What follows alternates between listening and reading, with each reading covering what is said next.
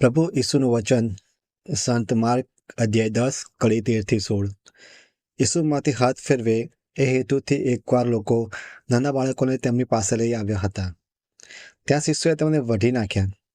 એ જોઈને ઈસુએ ગુસ્સે થઈને શિષ્યને કહ્યું, બાળકોને મારી પાસે આવવા દો, એમને રોકશો નહીં, કારણ ઈશ્વરનું રાજ્ય એમના જેવાનું જ છે.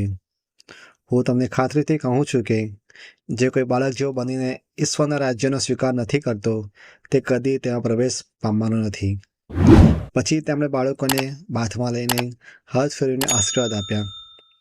આ વચનમાં સમજાવવામાં આવ્યું છે કે ઈશ્વરનું રાજ્ય બાળકોનું છે, કેમ કે આપણે જ્યાં સુધી બાળક જેવા નથી બનતા ત્યાં સુધી તેમના રાજ્યમાં પ્રવેશ કરી શકતા નથી.